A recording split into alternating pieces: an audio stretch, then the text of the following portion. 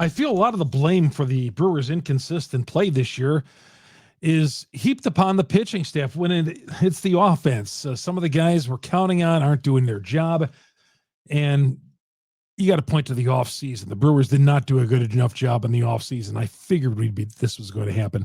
We'll get to all that coming up next on this edition of Locked On Brewers.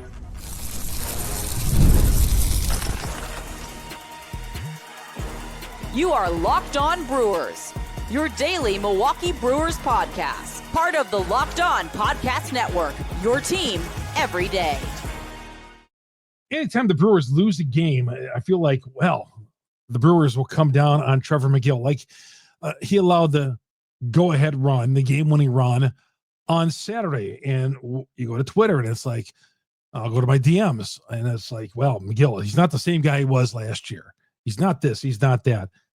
How about the Brewers scoring some runs? And this is the same problem the Brewers had last year and the year before that, and it's been a constant with these guys, with the offense with these guys. I feel like the pitching is holding them in. If the pitching did not hold in, where would the Brewers be at this point? We'll get to all that coming up next. Chuck Freeman, Locked On Brewers, part of Locked On Podcast Network. We are your team every day. This episode brought to you by Monarch Money. Take control of your finances. Monarch Money. Use the promo code LOCKEDONMLB at monarchmoney.com. 50% off your first year. Yeah, where would this team not be without some of the guys stepping up? Yeah, there weren't long starts this weekend. Quintana did not have a long one on Friday. Tobias Myers, who we're going to get to, same with him on Saturday. And Chad Patrick. But Chad Patrick, he's pitching in the majors and we're putting him in the starting rotation for the first time on a team that's coming off a division title. He's doing a darn good job. And he didn't have the best of outings, but I thought he kept this team in the game. How about scoring some runs? 2 runs, 3 runs on Saturday, 2 on Friday, 3 on Saturday, and then on Sunday, they score 4 runs to win. I feel like the Brewers, they were living on the edge all weekend long, putting pressure on the pitching staff, hoping and praying the pitching staff. And I thought the bullpen did a great job this weekend. I really did. I thought the bullpen did its job. How about giving these guys some support? The Brewers exhausted their bullpen over the weekend. And I thought Tyler Alexander coming in and getting him 5 outs on Sunday, when this is a guy who I don't really count on much, to be honest with you. He's a 30-year-old journeyman, and he came in, and when he came in on Sunday, I thought, oh, boy, here we go. But he got 5 big outs. He bridged the gap to the rest of the bullpen, and that allowed McGill to go 1, 2, 3 in the 9th inning and make all those McGill detractors out there very happy, at least for another 24 hours. But don't blame the pitching staff. The pitching staff has lost and I don't want to use this as an excuse, but it is. They've lost several starters, preferred starters, to injury. Okay. Some of the, right when camp started, you go all the way back to DL Hall and working your way through that, all these guys who have missed some time. Okay. And Tobias Myers, as I said, we're going to get to him a little bit.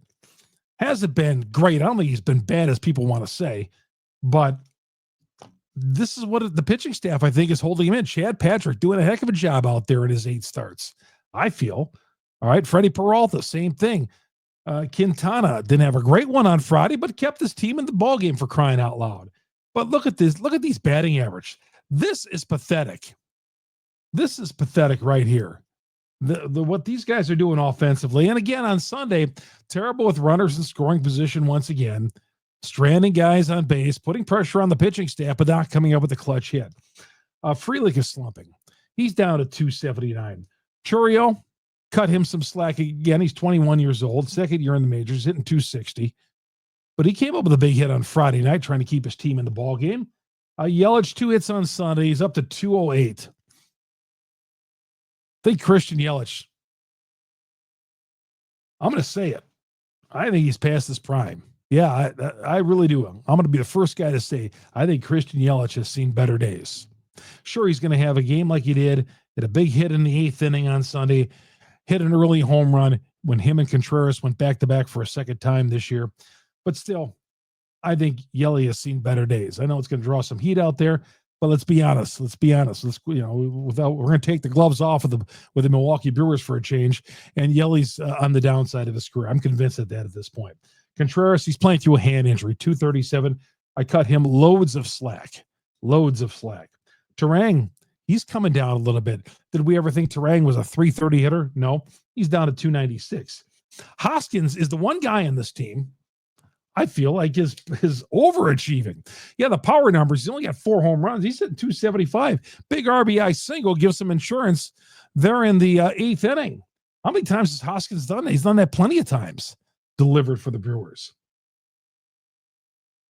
Then you look at, Collins playing in the outfield. He's given all he can with 230. And they got injuries out in the outfield. But Collins, when he's out there, I think he's doing a heck of a job. Isaac Collins. Jake Bauers, batting 265. It's about 66 points higher than he did last year. And then you got Ortiz. We're not going to spend this podcast blasting Ortiz, but he's just having a terrible year. 176. And then Durbin, rookie, 203. And then again, part of this is the Brewers, the front office put the Brewers in a terrible spot this offseason. I think they got a little fat in the offseason and thought, we'll give Ortiz the shortstop spot. We think enough of him to give Ortiz the shortstop spot with no backup plan whatsoever. I feel like the third base spot with Dunn over there and with Vinny Capra, they grossly underestimated the third base spot. And now Durbin is over there as the everyday third baseman, but you have nobody else to turn to at 203. Their left side of the infield absolutely killing them. And I said this in the offseason. Go back to some of those podcasts. I knew this was going to be a problem. I didn't think Ortiz was going to be like this. I thought he'd be better than this. I didn't think he'd be this bad, but I knew third base was going to be a problem. And finally, cutting Vinny Capra on Friday. I'll never understand how that guy got such a long rope, but those just putrid numbers. Nothing against the kid at 28 years old, but what were you going to get out of him? What did you think was going to happen there? Okay, I don't get that at all. I do not get what the long rope was on Vinny Capra, but it's the offense. It's the offense that has been a problem on this team. It's not the pitching. It's not the starting pitching. It's not the bullpen. But then again, if you look at the numbers, look at these numbers here. The Brewers are averaging 4.6 runs a game. That's 12th in baseball. Boy, is that deceiving. 12th in baseball. Their ERA, again, their pitching, I think, has been pretty good. 20th in baseball at 4.27. Their clutch hitting sucks, though. I mean, I hate to use that word, but it really stinks. It's just awful. Awful. And the Brewers, thank goodness, they just like when the Cubs last weekend, the Brewers were thankful to win that final game against the Cubs to avoid the sweep last week. And the Brewers against a mediocre Tampa team came back and won Sunday to avoid getting swept. In 3 games, they could have won, but they didn't do it. I feel like last year, when they had that 4-leaf clover in their back pocket, they would have won at least one of those games, Friday or Saturday. Somebody would have come up with a clutch hit and won those games. That same magic that they happened last year is not happening either.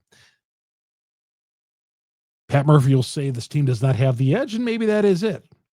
Look at these batting averages. You go up and down this lineup, and the only guy who's, I think, overachieving offensively is Hoskins. Although the power numbers, not quite what I wanted. But Hoskins hitting 275. The guy's never hit more than like 259 for his career. So pretty impressive. Hoskins. He's the guy who's coming up with the clutch hits. How many times this year has he come up with a RBI base hit to left field to tie or put his team ahead or give his team an insurance run like they did Sunday? Rhys Hoskins. Not getting heavy, but shortening up that swing, it seems like, and delivering base hits. And Tobias Myers. For some reason, Tobias Myers, there is a short leash with that guy, and I don't understand why. What is going on with the short leash? We'll explain coming up next. Chuck Freeman here on Locked On Brewers. Locked On Brewers, part of the Locked On Podcast Network. We are your team every day.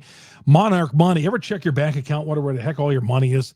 I do that every day. It's like, where's that money going?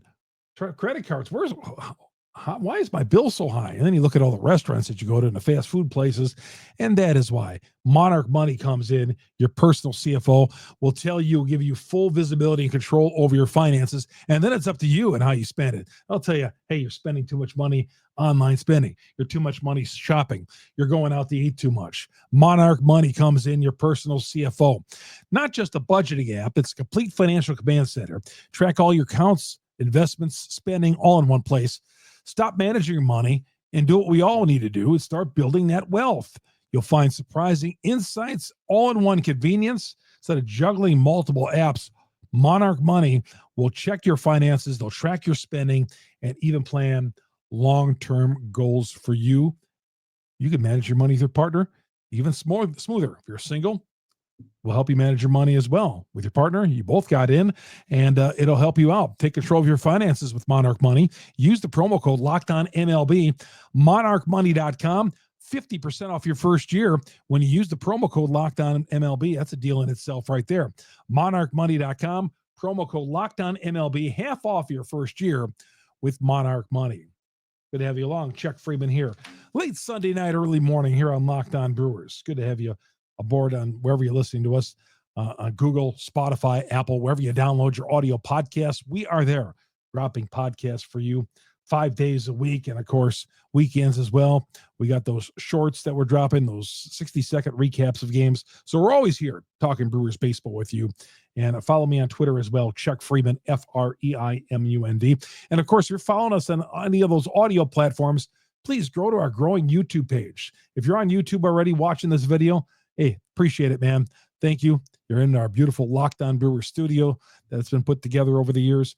Locked On Brewers on YouTube. Search YouTube. Go to Locked On Brewers on YouTube. Hit the subscribe button. Hit the bell. That alerts you every time we drop an episode on Locked On Brewers.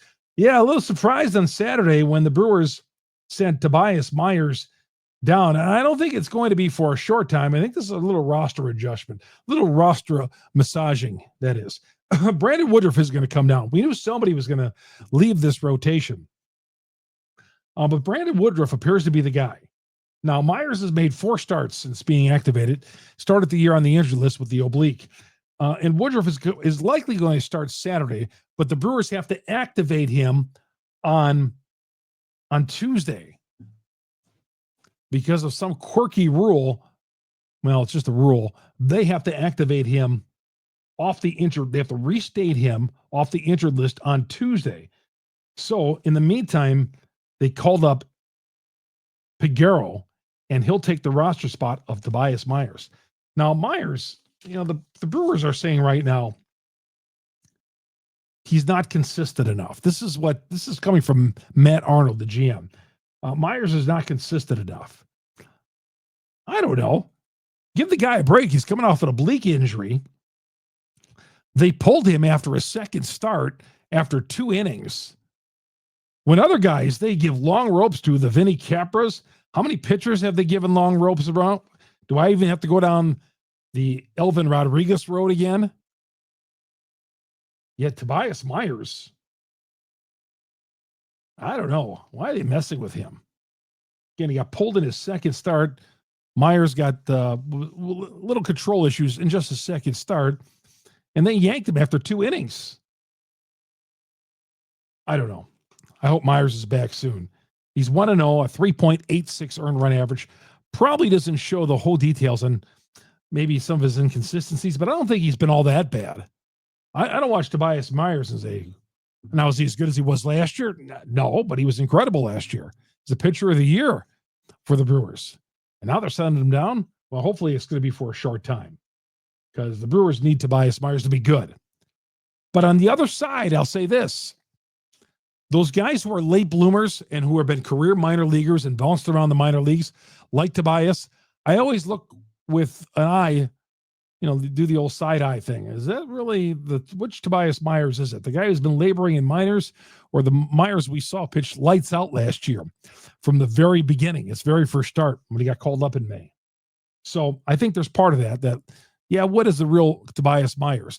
I was not going to go in on Myers, although at times he pitched like a number one starter last year. But we'll see. I don't think he's all that bad, as he didn't deserve a trip down to the minors. But again, might have been the short straw thing, massaging the roster a little bit, needed to make room for Brandon Woodruff, and then Peguero, an extra man in that bullpen, because they exhausted the bullpen this weekend in all three of those games. Quintana, they used 6 guys on Saturday after they pulled Myers after 4+ innings. And then Chad Patrick did not have a long start, and they used multiple relievers on Sunday. So Edwin Peguero, who was pitching better down at AAA. I liked him better 2 years ago. Not as much as Piamps. Did I say Edwin? Elvis Peguero. Edwin. I got Edwin, Elvin, and Elvis all mixed up. This is Elvis Peguero called up. And I saw a little interview that was done on Adam McCalvy's Twitter today. They were talking with Matt Arnold, and they say Peguero, or as they called him, Peggy, didn't know what his nickname. One of those, baseball, everybody's got a nickname. Peggy. I was like, who's Peggy? Oh, Peguero? Never heard of it before. So Peggy apparently has been throwing better at AAA. All right, as far as this weekend, yeah. Took lost 2 of 3, but the Brewers had the best record in baseball on Mother's Day, 36-22. If only every playoff game could be played on Mother's Day. The Brewers would be World Series champs if every day was Mother's Day. And you know what? Every day should be Mother's Day, right? And happy Mother's Day. If we even have any mothers who listen to this, I haven't heard from many ladies lately who watch the Locked On Brewers podcast. But if you are a lady out there watching this podcast, appreciate you joining us. But lately it's, I'm hearing from the fellas. I haven't heard from many ladies lately watching the Locked On Brewers podcast. If you catch us, wherever you catch us, drop me a line. Let me know you listen to the podcast. And a happy Mother's Day to you if you are a mother as well. Apparently we have 11% of our following lady followers on Locked On Brewers. 11% of the audience. I never hear from them, but apparently, according to all the analytics, 11%. Yeah. I thought Uribe pitched well. Had a help from a friendly double play ball and a line drive that was snagged by Terang at second base. But Uribe, again, I think is doing the job, working more and more trust from that Brewer brass, and maybe one day a closer. I see closer stuff out of here. But again, I want to reiterate, like I said in the beginning, don't blame the pitching staff. Score more runs. One crooked number in a 3-game series against Tampa isn't good enough. I mean, Drew Rasmussen was pitching we remember him, right? Drew Rasmussen was pitching. I mean, is he any good? All right, we come back. We will see where the Brewers are in the standings after this weekend, dropping a series. Look ahead to the Cleveland series. And how good are the Guardians? That's next here on Locked On Brewers. Wonderful Pistachios, a great sponsor of Locked On Brewers. In fact, Wonderful Pistachios, I get the packages delivered here, and I use the packages, the Wonderful Pistachios, in the yogurt after a big workout like I did yesterday, or I should say on Sunday on the treadmill. Wonderful Pistachios, one of the highest protein nuts. I'm always looking for protein. Protein, especially before or after a workout. In this case, after a workout. Each 1 ounce serving has 6 grams of protein, giving you over 10% of your daily value. Plus, they're packed with fiber, better for you unsaturated fats to help you keep you feeling fuller longer. You'll love it. You'll love the no shells variety as well. The no shells, the grab and go, packs a protein punch. Wonderful Pistachios, the no shells for that grab and go ease when you're on the run, need something to eat. Pistachios, a great healthy way to go. Packed with fiber and the better for you unsaturated fats that will keep you feeling fuller longer. And that's what we want to bridge that gap to eat dinner at night. So get snacking, get crackin' with a snack that packs a protein punch. Visit wonderfulpistachios.com, and you'll see the order details and all that, and you'll see all the healthy details and why pistachios, Wonderful Pistachios, are great and nutritious for you, and how they'll help you. And for you guys who work out like me, try to get workout in, it'll help you with your protein. And we all need protein. The 1 ounce serving, 6 grams of protein. You'll read about it on wonderfulpistachios.com. Chuck Freeman, down the stretch we come here on Locked On Brewers. All right, those Cleveland Guardians are coming to town. Tell you about them here in a little bit. Like I said, if you're just watching this podcast or listening to this podcast for the first time, I follow the standings every day. Every day. I look at the standings as soon as the Brewers lose, the updated standings. You can do that online. In the old days, you had to wait the newspaper the next day, but I just follow every team. I got alerts set on my phone on how teams are doing. I don't have an alert for the St. Louis Cardinals, but what has gotten into the Cardinals now? They're a game behind the Cubs. The Cubs are 23-18, and I said last week the Cubs are approaching going over the 10 games above 500 mark, and pretty soon 15. That's how good the Cubs are playing. Cubs are playing a tough schedule.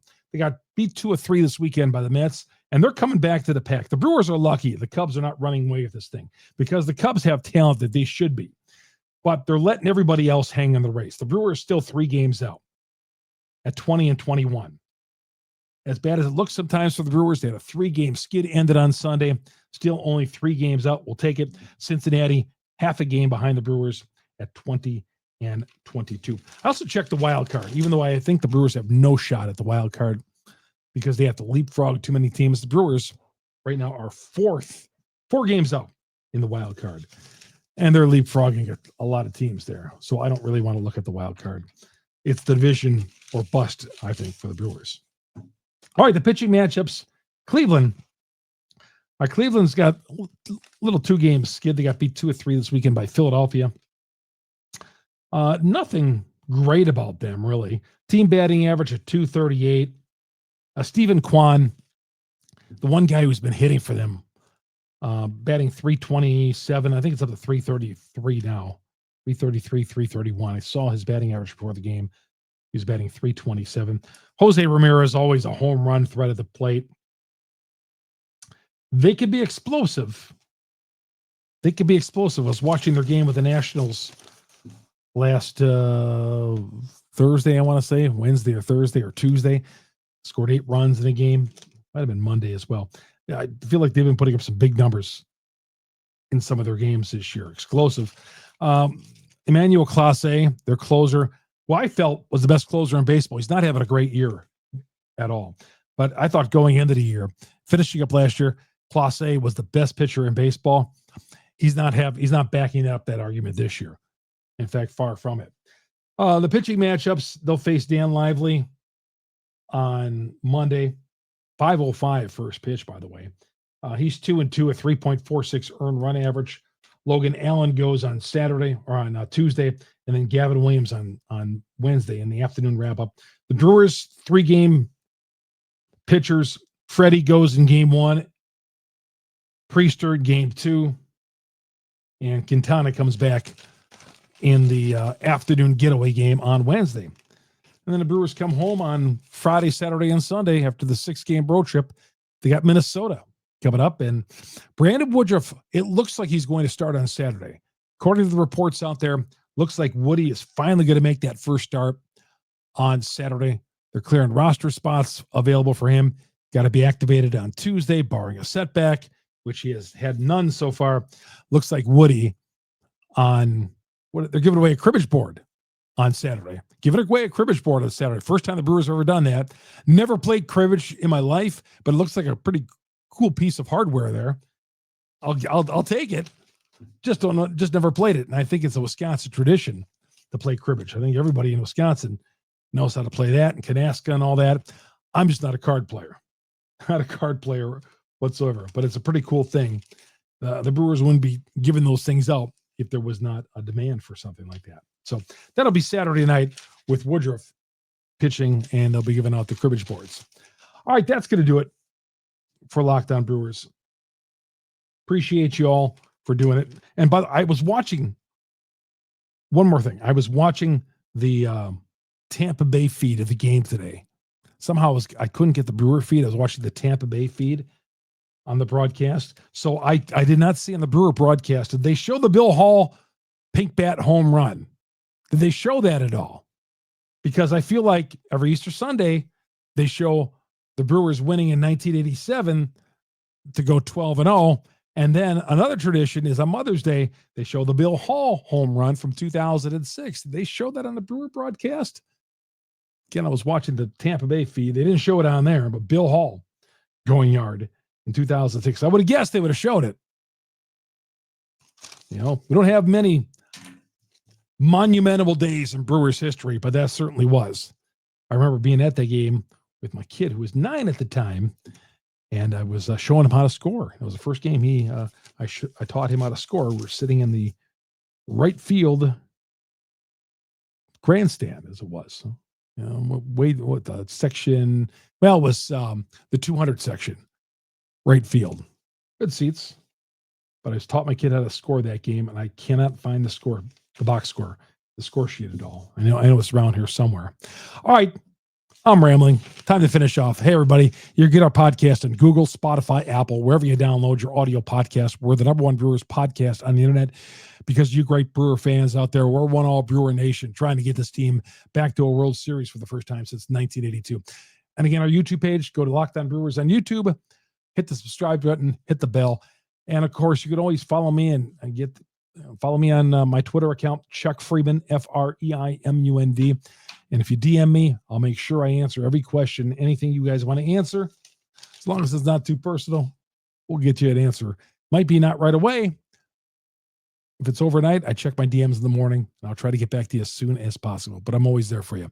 Hey, everybody, thanks for listening and watching. Locked On Brewers, part of Locked On Podcast Network. We are your team every day. Have yourself a great Monday, everybody. Go Brewers.